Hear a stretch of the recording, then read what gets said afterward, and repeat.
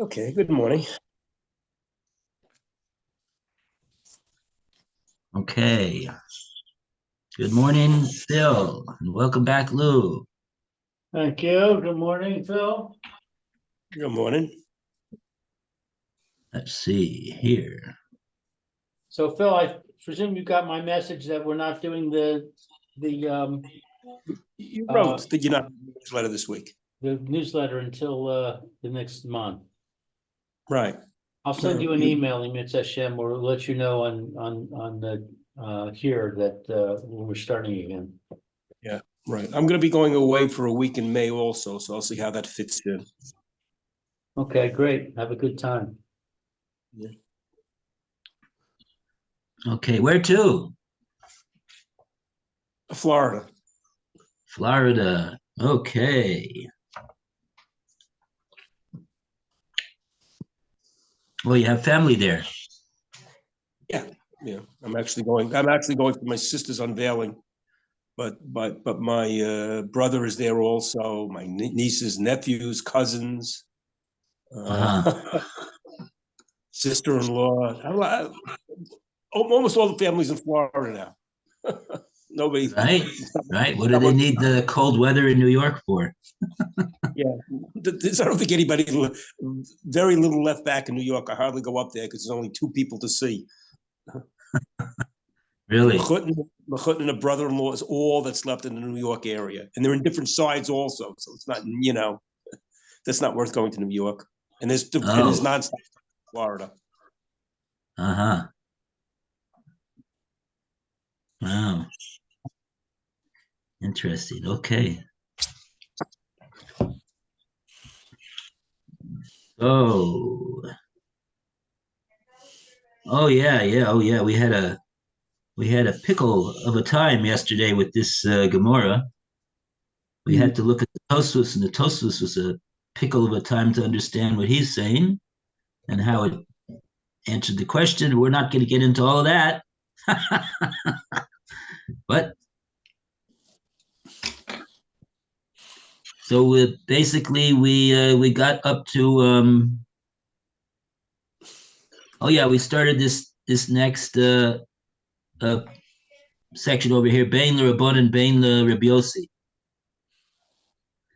Maybe we'll start from over there today, and we'll. This is Bain Rabban and Bain Rabiosi.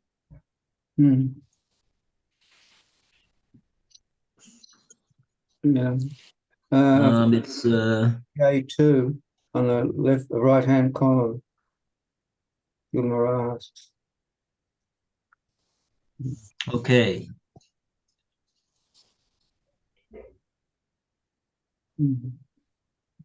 Right. Okay. So we'll see what we want to talk about over here with Rabbi Yossi and Rabbanan. Remember, Rabbi Yossi and Rabbanan, they were the ones that differed about the case with the three manas. One person number one deposited. Well, that's actually the issue. One deposited one mana, the other deposited two manas, and then when they wanted it back, they both claimed that they were the one that gave the two manas. So what do you do in a case like that? So that was the machlokes between Rabbanan and Rabbi Yossi. Rabbanan said you give out one mana to each of them because we know that each one of them is entitled to a mana, and the third mana is we say Yehei Munach Ad Shiabu Elio. And Rabbi Yossi said, but like that, we don't say that because of one of them is a Ramai. We know one of them is a Ramai, and therefore we say Hey Munach on the whole amount. We don't give anything out. Okay, so now we're gonna talk about Rabbanan and Rabbi Yossi. Okay, so we go to Roy to continue the reading. Okay. Please. All right. The Gemara asks, Bain the Rabbanon or Bain the Yossi, both according to the rabbis and according to Reb Yossi, who rules in the case of the three monas.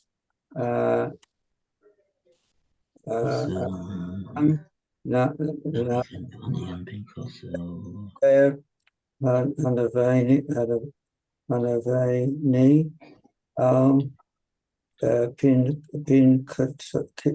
pin koso, there regarding the shopkeeper concerning his ledger.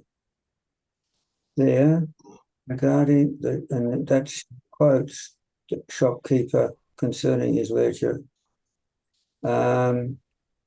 The Korsone Ze Nishpa Vanatel Ze Nishpa Vanatel. Where the Mishnah states that this one swears and collects, and this one swears and collects. That is, each litigant is paid in full after swearing to his claim. Wow. So you know what that, remember what this case is all about. There's a balabais over here. There's a third party, the balabais, and he gave money to the chenvani to pay the poel. And now the chenvani says, I gave him. And the poel says, he didn't give me.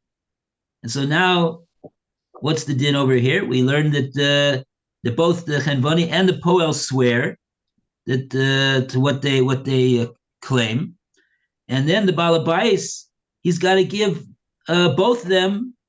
He's got to give both of them now, according to that. That means he loses out on one manner.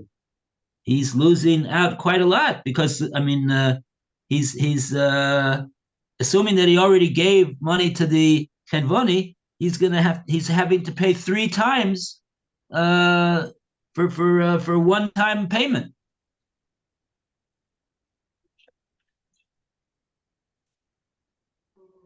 Doesn't seem fair. All right.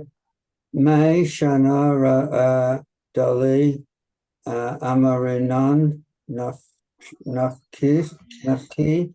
the Mamana Baal Habayis Vahay Mone Ad Sheyovo Aliyahu. What is the difference between what is the difference about this, that we do not say that let us take the money from the homeowner, that's the employer, and let it be set aside until the Eliyahu comes. Dahar Bavadei Alka Ramay. Why, in that case, too, there is definitely a deceiver.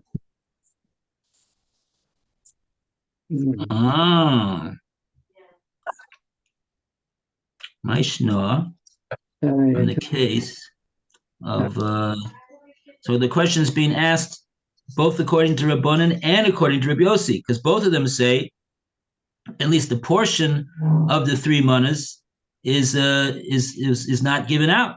The Rabbanan say one of the 3 manas is not given out. Rabbi Yossi says all 3 manas are not given out. So according to both of them, why in this case over here with the chenvani on Pinkaso do we say that the balabais has got to pay up both the chenvani, because he claims that he claims that he right, in other words, the chenvani is claiming that he did not receive any money from the balabais. He's saying, you asked me to pay the poel, and I paid him. So you got to pay me pay me back, reimburse me what I laid out. And the poel is saying, he's saying, and he's swearing to it also, that you didn't that I didn't get any money from this chenvani. I got no money from him. I got no money from the balabais. I didn't get paid. So in that scenario, we're learning that each one makes a shvua and he takes. The chenvani makes a shvua and he takes, and the poel takes a shvua and he takes. So the Gemora is asking, Maishno, what's the difference? But in that case, where we say like that, because according to the Rabbanan Rabbi Yossi, lo amrinin nakme lemamona mi balabayis via hemunach. Let's take the disputed money and put it in the Besdin and wait for Elio to answer what should be done. Why do we give it out? Because the Gemora says we got a Vadai Ramai over here. Either we don't know which one it is, the Ramai, but we know for a fact, says the Gemora, that either the Chenvani is a Ramai, he's a liar, or the Poel is not telling the truth when he says he didn't get paid.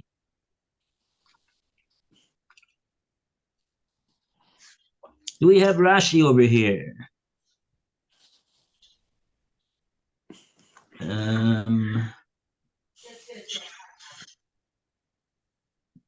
Don't think so. Let me see. Wait a second. I'm trying to go where we're up to now.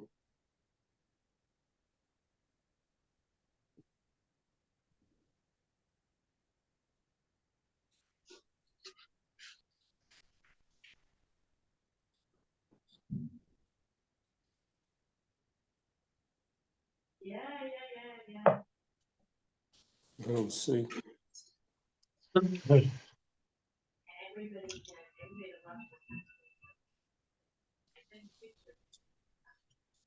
Okay. So now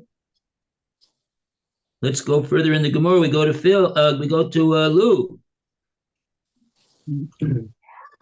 Amre Hassam. Amre Hassam, let's see. The top of 3A3. Thank you, Joy. Over. 3A Amre, they say Hassam Tama. There, in the case of the shopkeeper, this is the reason each litigant collects his claim.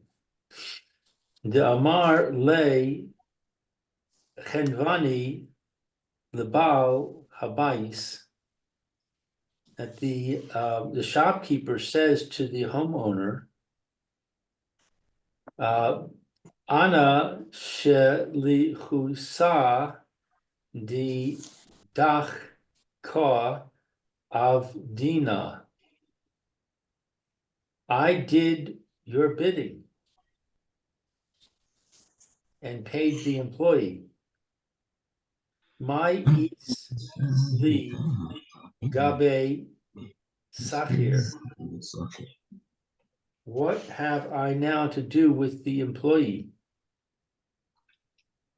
and his denial? Afal gav deka mish taba li lo mehe man li bishvuah.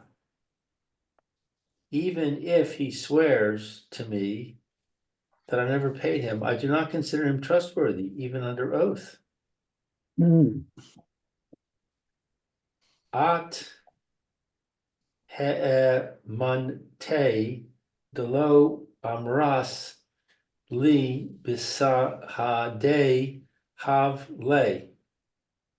Rather, it is you, the employer, who trusted him by not telling me to give him his wages in the presence of witnesses, who could subsequently confirm that the payment was made.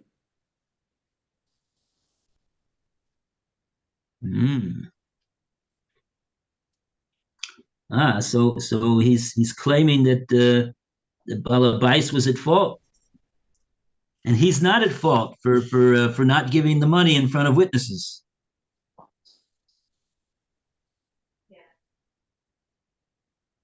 He's saying that you're the one that trusted him, this Poel that's the liar. At least that's what the Chanvani is saying, that he's a liar, right? Because he's saying that he paid him. And that the Poel worker is saying he didn't get paid.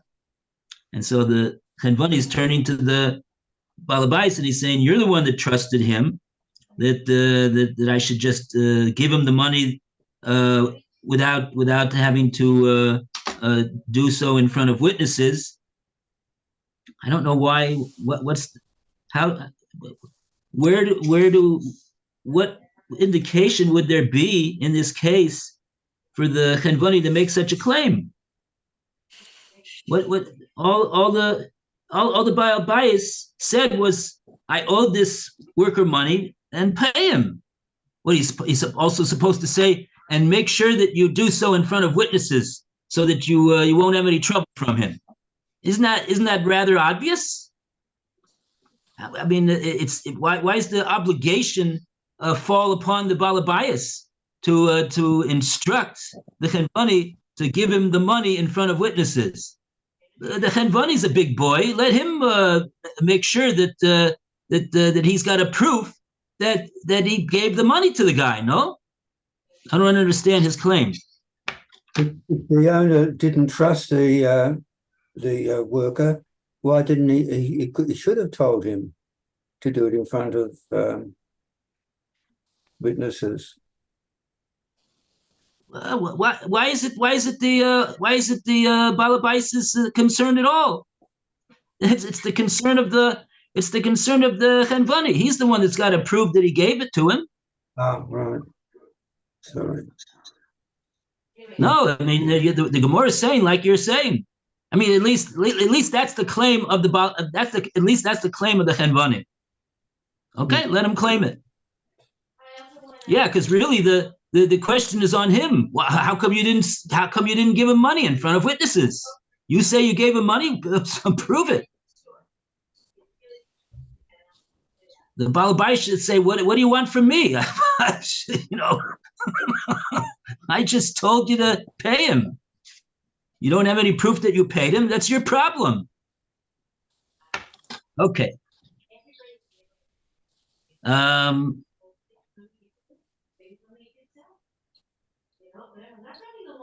It works both ways, doesn't it? Works both ways? It doesn't mean that the owner is not lying. Well, no, he must be. No, he's not lying. He must have told him to do it. Yeah, the owner didn't. That's the whole idea over here. You have to remember, the owner did not lay out any money over here yet.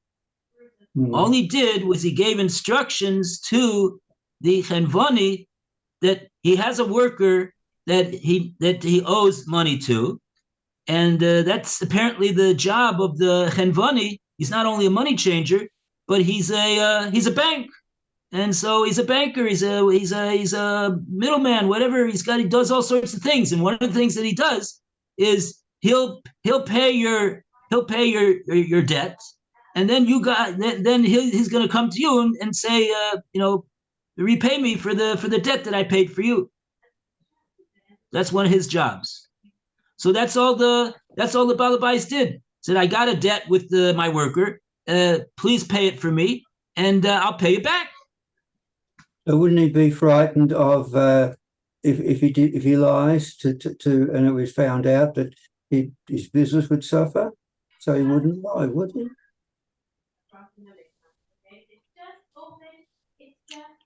You're saying that there's a presumption. I mean, that's not good enough to believe him. At least when it comes to Dine Mominus.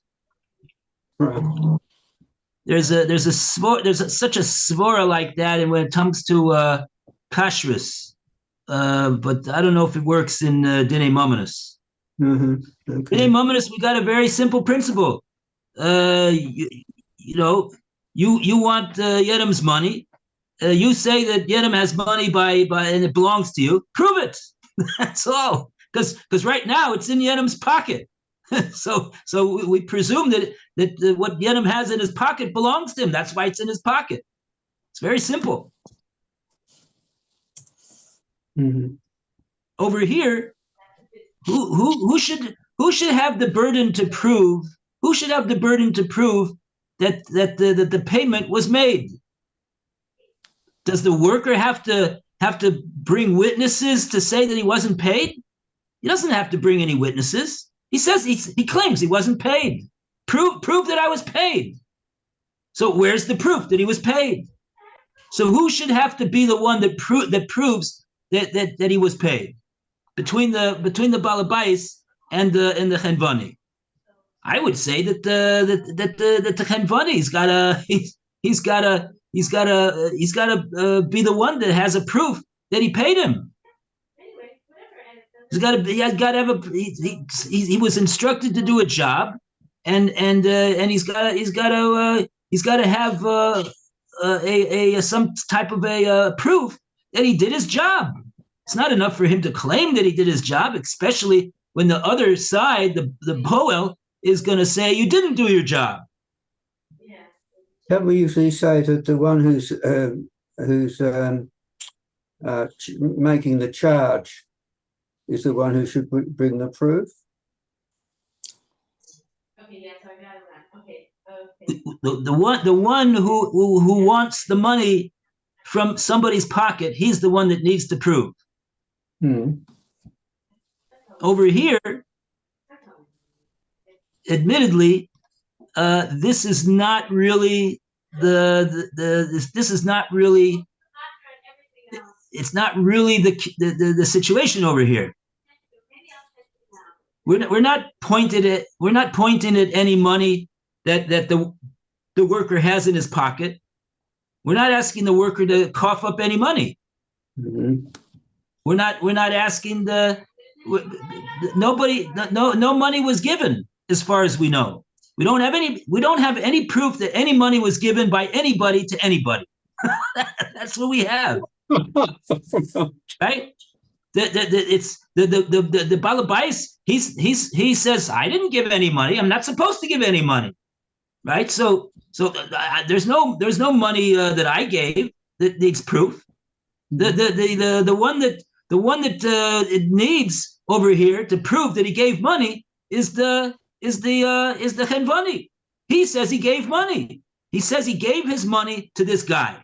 Let's say like this, really look at it like this. You have a lender and you have a borrower, right? The lender loaned the borrower $1,000, right? And that's not up for discussion. That's agreed by both the borrower and the lender. And now there's a dispute between the borrower and the lender that breaks out. The lender says, you didn't pay me. And the borrower says, I paid you. What do we say in that case? The lender has to, the borrower has to.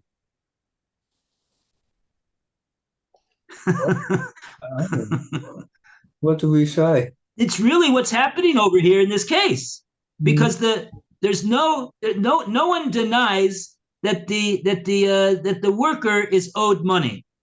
He worked and he's entitled to be paid for the work that he did. Nobody's denying that he worked, and nobody's denying that he needs to be paid. The only question is, so he's like a malva. He's like a malva. He's owed money. So now, who's the one that's got the responsibility to pay him? Is the chenvani. The chenvani is like a borrower. He was given the shlichus. He was given the shlichus by the balabais that owes the money, and said, and he's now got the achrayus to pay the worker. So he seems to me he's like a borrower. Mm-hmm. Understand. I see.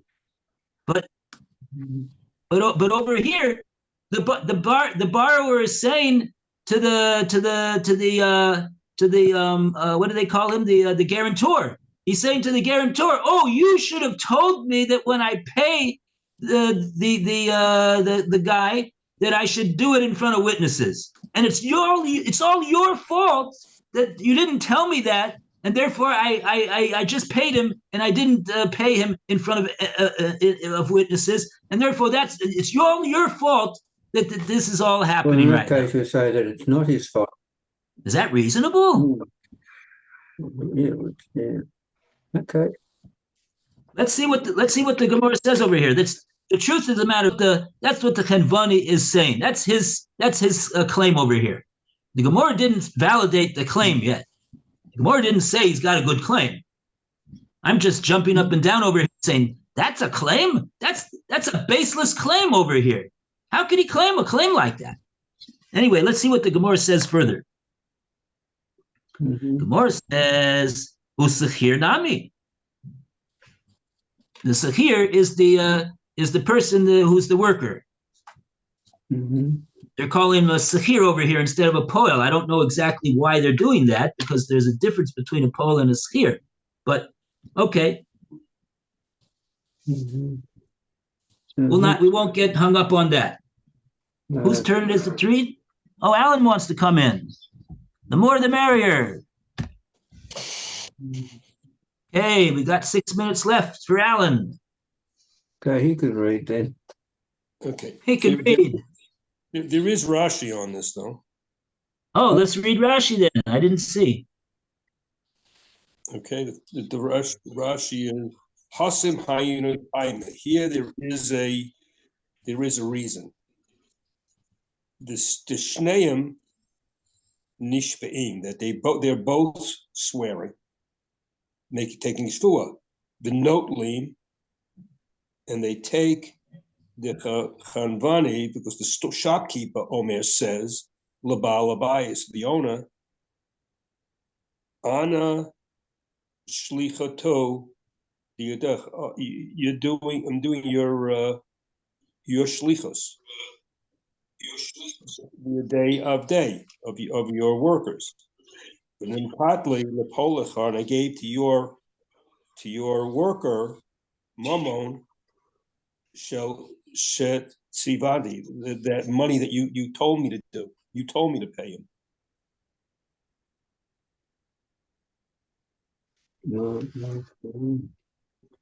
And then there's another Rashi after that. So Rashi is explaining. The Gemara asked the question: why is the Balabais got to pay both of these two guys? And the Gemara is answering: this is the reason that he's got to pay both of them, because both of them talking about they both swore, and therefore they should both take. And because he explains Rashi the Chanvani's claim, like we said, he's saying to the Balabais, you sent me on a shlichus. The shlichus was to go pay your worker, and I did my shlichus. I did exactly what you told me to do. So you got to pay me for that. That's his claim, and he's swearing to it. Now, the next Rashi is my isli gabe socher. We didn't get to what's the socher going to say over here. The socher is another name for the poel. So let's read further in the Gemara with the poel. We did that, ma isli gabe socher. We read that. What is the relation to the socher? I see. You're right. I see. Yeah, very good. Okay. Two Rashis are there. To make an appeal about it. My isli gabe socher la'arer, to make a protest, to raise a protest about. In other words, is the Chanvani is saying that, as far as I'm concerned, this poel, he can't take down my words. I didn't do any dealings with him. I'm dealing with you. You trusted me to do this job. I'm trusting that you will pay me for the job that I did for you, and I'm telling you that I did the job. What's it got to do with this guy over here? I don't have anything to do with him. I mean, I had to pay him, but I didn't have any agreement with him at all. There was no understanding that we came to, no contract that we have with one another. I don't have any regard for this person whatsoever. I don't believe him. That's what he's saying. So in other words, this that he tells you that I didn't pay him, as far as I'm concerned, it's false news, fake news.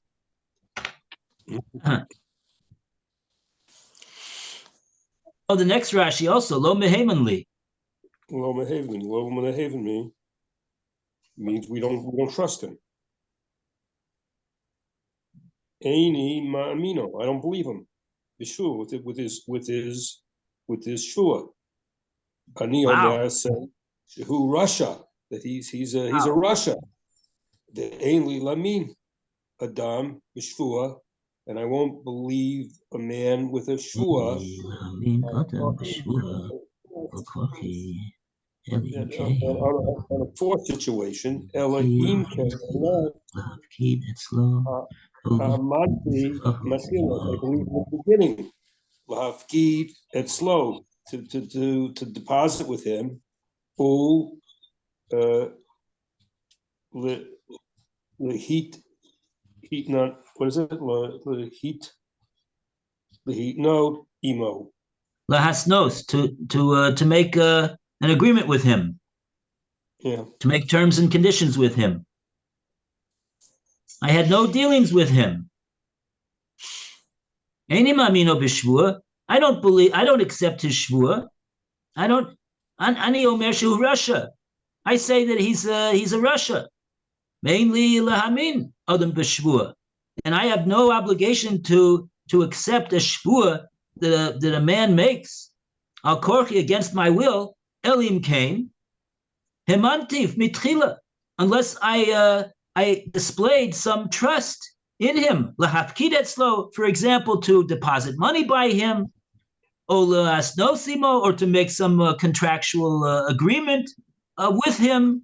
In those two cases, a person can't say, I don't accept this man's shvua, because we see that you trusted him to give him money to watch or to make a deal with him.